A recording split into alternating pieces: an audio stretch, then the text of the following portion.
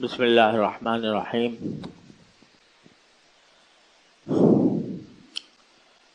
الحمد للہ رب العالمین، والصلاة والسلام علی سیدنا مولانا محمد خاتم النبیین وعلی آلہ واصحابہ اجمعین وعلی کل من تبعہم بإحسان الی یوم الدین۔ اللہ تبارک و تعالی نے قرآن کریم میں تمام ایمان والوں کو یہ ہدایت دی ہے کہ وہ اللہ کا کثرت سے ذکر کیا کریں۔ اس ذکر کی مختلف صورتیں ہیں اور وہ ساری ذکر اللہ کے اندر داخل ہے۔ قرآن و حدیث سے یہ بات معلوم ہوتی ہے اور علماء و فقہا نے بھی یہ بات فرمائی ہے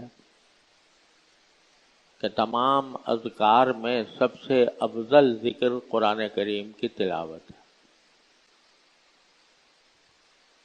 سب سے افضل ذکر قرآن کریم کی تلاوت ہے، اور اسی لیے بزرگان سلف کا یہ ہمیشہ معمول رہا ہے کہ ان کا کوئی دن قرآن کریم کی تلاوت سے خالی نہیں ہوتا تھا۔ بعض لوگ یہ سمجھتے ہیں کہ قرآن کریم تو حقیقت ایک پیغام ہدایت ہے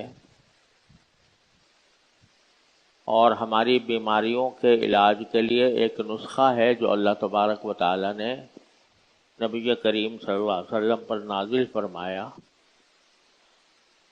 اس کا اصل مقصود بھی یہ ہے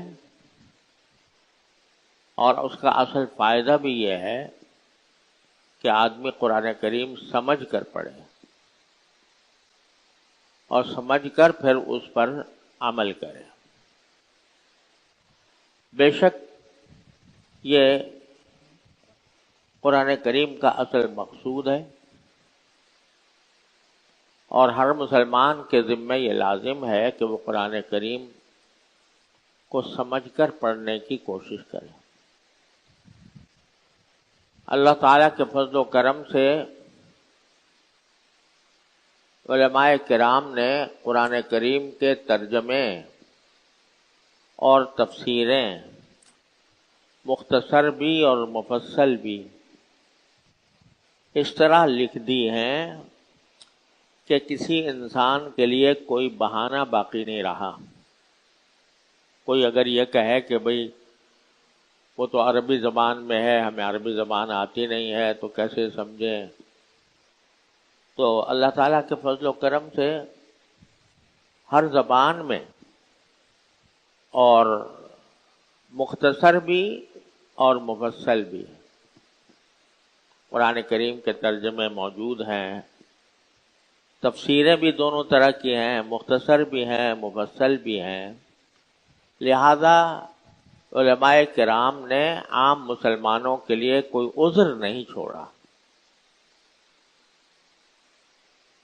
لیکن سمجھنے کی پہلی سیڑھی قرآن کریم کی تلاوت ہے۔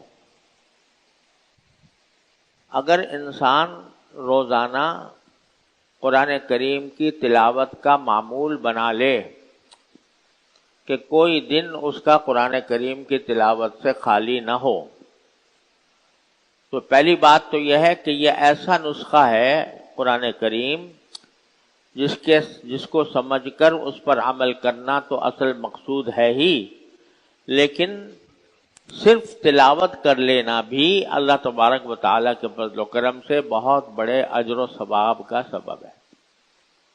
اور جیسا میں نے عرض کیا کہ تمام اذکار میں سب سے زیادہ افضل ذکر قرآن کریم کی تلاوت ہے، اور تلاوت بھی اس طریقے سے جس طریقے سے یہ قرآن نبی کریم صلی اللہ علیہ وسلم پر نازل ہوا.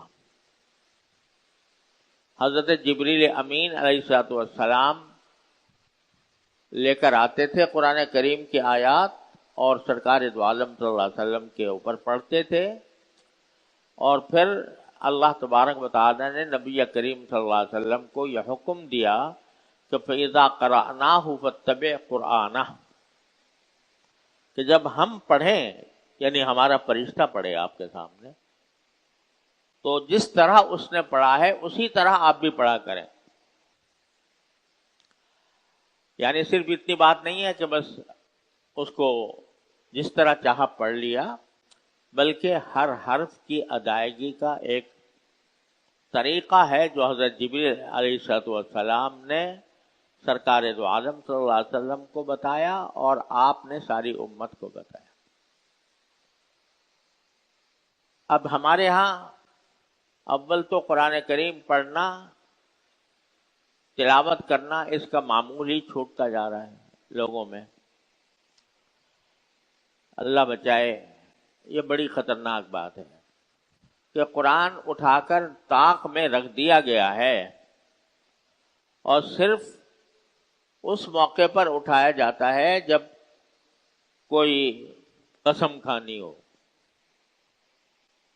باقی سارے مستقل رکھا ہوا ہے. یہ قرآن کریم کی بہت بڑی ناقدری ہے. ہر مسلمان کو چاہیے کہ اپنے صبح کو آغاز کرنے کے وقت، صبح کے وقت جب اپنے کام کا آغاز کرے تو سب سے پہلے قرآن کریم کی کچھ تلاوت کر کے آغاز کرے. یہ معمول رہا ہے ہمارے سارے اسلاف کا.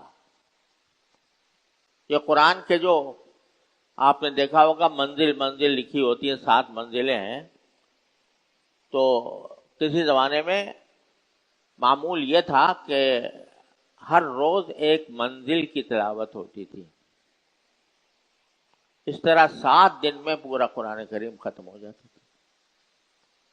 بعد میں ہمتیں کم ہوئیں تو پھر 30 پارے رکھے گئے.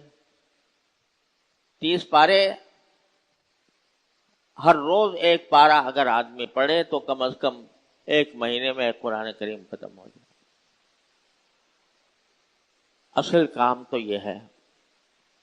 لیکن اگر فرض کرو کسی کو ہمت اتنی بھی نہیں ہے تو میں کہتا ہوں کہ آدھا پارا پڑھ لے، پاؤ پارا پڑھ لے، 3 رکوع پڑھ لیا کرے روزانہ، لیکن کوئی دن قرآن کریم کی تلاوت سے خالی نہ ہو، کیونکہ یہ سب سے اعلیٰ ذکر ہے، سب سے افضل ذکر ہے. کیا وہ کتاب جو اللہ تبارک و تعالیٰ نے ہماری ہدایت کے لیے نازل فرمائی، اور اب اس کے بعد کوئی اور کتاب آنے والی نہیں ہے اللہ تعالیٰ کی طرف سے، اس کا اتنا بھی حق نہیں ہے کہ ہم 24 گھنٹے میں سے 10-15 منٹ اس قرآن کے لیے نکال لیں اور اس میں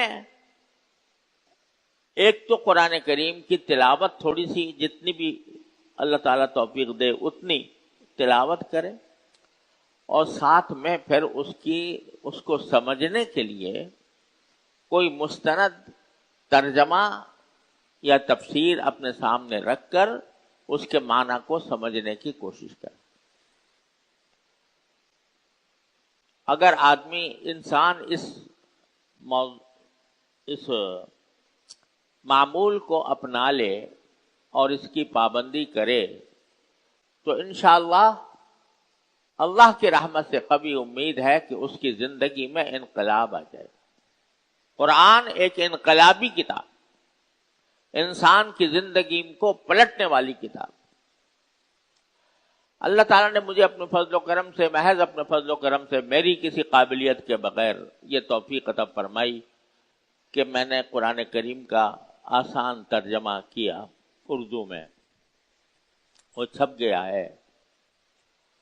تو بہت سی جگہوں پر چلتے چلتے لوگ ملتے ہیں اور کہتے ہیں کہ جی ہم نے آپ کا ترجمہ پڑھا تو ہمیں الحمدللہ بہت آسانی سے قرآن کریم سمجھنے کا موقع ملا، تو ہم اپنے بیوی بچوں کے ساتھ جمع ہو کر کسی وقت اس کو اکٹھا پڑھتے ہیں۔ اس میں ترجمہ بھی ہے، ترجمے کے ساتھ تھوڑی تشریح بھی ہے، جتنی جگہ ترجمے میں سمجھنے میں کہیں کوئی دشواری پیش آئے تو تھوڑا سا اس پر حاشیہ بھی دیا ہوا ہے۔ تو متعدد لوگوں نے، ایک نے نہیں دسیوں لوگ یہ بتاتے ہیں کہ جب سے ہم نے وہ پڑھنا شروع کیا تو الحمدللہ اس کے بعد ہمارے حالات میں بڑی تبدیلی پیدا ہو گئی۔ یہ سن کر دل خوش ہوتا ہے، اللہ تبارک و تعالی اس کو قبول فرما لے اپنی بارگاہ میں، تو یہی شاید مغفرت کا ذریعہ بن جائے۔ ہمارے تو گناہ بہت ہیں، اللہ تعالیٰ اس گناہوں کی مغفرت کا ذریعہ اس کو بنا دے۔ لیکن میں اس لیے بتا رہا ہوں، اس کی تشہیر کرنا مقصود نہیں ہے، یہ بتانا مقصود ہے کہ الحمدللہ جن لوگوں نے اس کو اس طرح پڑھنے کی کوشش کی، قرآن کو سمجھنے کی کوشش کی، تو اللہ تبارک و تعالی نے ان کے دل کھول دیے، ان کے لیے دین پر عمل کرنا آسان بنا دیا، اور زندگیوں میں تبدیلیاں آئیں۔ اللہ تبارک و تعالیٰ کے فضل و کرم سے تبدیلیاں آئیں۔ ایک محکمے کے بہت بڑے افسر، جو محکمہ اللہ بچائے رشوت کے لیے مشہور ہے کہ وہاں کوئی کام رشوت کے بغیر نہیں ہوتا، اس کے بہت بڑے اعلیٰ افسر کا میرے پاس فون آیا اور اس نے کہا جی میں آپ سے ملنا چاہتا ہوں۔ اب وہ محکمہ ایسا ہے کہ اس سے جب فون آئے کسی کے پاس تو وہ کسی نہ کسی مشکل کے لیے آتا ہے۔ تو میں نے کہا فرمائیے کیا میری لائق کیا خدمت ہو سکتی ہے؟ تو انہوں نے کہا کہ میں ویسے ہی آپ سے ملنا چاہتا ہوں، میں نے قرآن شریف کا ترجمہ پڑھنا شروع کر رکھا ہے اور میرے گھر والوں نے بھی، اور میں نے اس کے نوٹ تیار کیے ہوئے ہیں، تو بس میں تھوڑی سی وقت کے لیے آنا چاہتا ہوں۔ تو آ گئے اور انہوں نے پورے مجھے کاپی دکھائی کہ کہتے ہیں کہ میں ترجمہ پڑھتا ہوں اور پڑھنے کے بعد اس میں یہ دیکھتا ہوں کہ میرے لیے اس میں کیا عملی سبق ہے، تو میں وہ سبق نوٹ کر لیتا ہوں کہ اس سے عملی طور پر مجھے کیا سبق ملا اور مجھے اپنی زندگی میں کس طریقے سے تبدیلی لانی چاہیے، وہ میں نوٹ کر لیتا ہوں۔ تو ایک پوری کاپی وہ انہوں نے بنائی ہوئی تھی اور وہ مجھے دکھائی کہ اس طریقے سے میں کرتا ہوں۔ تو میں آپ کو اپنے محکمے کے سلسلے میں کوئی بات نہیں کرنا چاہتا، لیکن میں یہ صرف یہ دکھانے کے لیے آیا ہوں کہ اس کام کے لیے میں نے آپ کا وہ پڑھتا ہوں، اور اس کے نتیجے میں الحمدللہ مجھے بہت اپنی زندگی میں رہنمائی ملی، اور اس کے ساتھ ساتھ میرے محکمے کے اندر میں نے الحمدللہ اس کے اوپر عمل کرتے ہوئے کچھ ایسے اقدامات کیے کہ جس کے ذریعے شاید اللہ تعالیٰ میری مغفرت فرمائے۔ تو یہ میں بتا رہا ہوں کہ یہ ترجمے کی بات نہیں، یہ قرآن کا معجزہ ہے۔ اگر قرآن انسان سمجھ کر پڑھے اور اس سے اپنی زندگی میں سبق حاصل کرے تو یہ آیا ہی اس لیے ہے، یہ آیا ہی اس لیے ہے کہ انسانوں کو نصیحت کرے، اس لیے آیا ہے کہ لوگوں کو پیغام دے، ان کی دنیا بھی درست کرے، ان کی آخرت بھی درست کرے۔ تو اس کو اگر ہم نے اٹھا کر طاق میں رکھ دیا اور اس کے اوپر کوئی عمل کرنے کی کوشش نہ کی، نہ اس کو سمجھنے کی کوشش کی، تو اللہ بچائے مجھے بہت ڈر لگتا ہے۔ قرآن کریم نے ایک جگہ فرمایا کہ اس وقت کو یاد کرو کہ جب رسول صلی اللہ علیہ وسلم اللہ تعالیٰ کے سامنے یہ شکوہ کریں گے یا رب ان قوم اتخذوا ھذا القرآن مہجورا، کہ میری اس قوم نے قرآن کو پس پش ڈال دیا تھا، پیچھے ڈال دیا تھا، اس کی قدر نہیں پہچانی تھی. آپ ذرا اندازہ کریں کہ نبی کریم سرورت عالم صلی اللہ علیہ وسلم کی شفاعت ہمارا آخری سہارا ہے. ہم سب سرکار دو عالم صلی اللہ علیہ وسلم کی شفاعت کے محتاج ہیں، اور ہماری آخری امید یہ ہے کہ ہمارے اعمال چاہے اس لائق نہ ہوں، لیکن نبی کریم صلی اللہ علیہ وسلم کی شفاعت شاید ہمارے لیے وہاں پر ہمیں مصیبت سے نجات دلا دے. اگر وہی شفیع المذنبین، وہی سفارت کرنے والے بجائے شفاعت کے شکوہ کریں اپنی قوم کا، شکایت کریں اللہ کے سامنے کہ میرے پروردگار، میری اس قوم نے قرآن کو چھوڑ دیا تھا، بتاؤ ہمارا کیا حال ہوگا. تو خدا کے لیے اپنے آپ کو ہم سب اس بات کا عہد کریں کہ اپنے 24 گھنٹوں میں سے کچھ وقت قرآن کے لیے نکالیں گے. اس میں قرآن کی تلاوت بھی کریں، تلاوت الگ، اور پھر اس کو سمجھنے کی کوشش، اور اس کے ذریعے جو پیغام مل رہا ہے اس پیغام کو اپنی زندگی میں اپنانے کی کوشش کریں. اگر یہ کام کر لے ہماری پوری قوم، یقین رکھیے کہ انشاءاللہ ہمارے حالات میں تبدیلی آئے گی. یہ قرآن وہ ہے جس نے 23 سال کے اندر پورے جزیرے عرب کے اندر انقلاب لے آیا، انقلاب لے کر آ گیا. اگر قرآن کو صحیح طریقے سے ہم پڑھیں اور سمجھیں اور اس پر عمل کی کوشش کریں تو دیکھو کہ کتنی جلدی ہمارے حالات بدلتے ہیں. یہ جو غزہ اور فلسطین میں حالات چل رہے ہیں، یہ حماس کے لوگ آج سال بھر ہو گیا اتنی بڑی طاقتوں سے لڑتے ہوئے. امریکہ ان کے پشت پر، برطانیہ ان کے پشت پر، اسرائیل ان کے ساتھ کھڑا ہو. اسرائیل تو بتاتے خود موجود ہے. اتنی بڑی طاقت کے ساتھ لڑ رہے ہیں. کس وجہ سے؟ انہوں نے اپنے غزہ شہر کے اندر ایک نظام ایسا بنایا کہ جس میں مکاتب قرآن کریم کے پھیلائے، اس میں حفاظ تیار کیے، حافظوں کا ایک لشکر ہے جو لڑ رہا ہے. یہ ان سب کے سینوں میں قرآن موجود ہے. قرآن کریم انہوں نے اپنے بچے بچے کے دل میں سمو دیا ہے، عورتوں کے اندر سمو دیا ہے، اور اس قرآن کریم کی برکات ہیں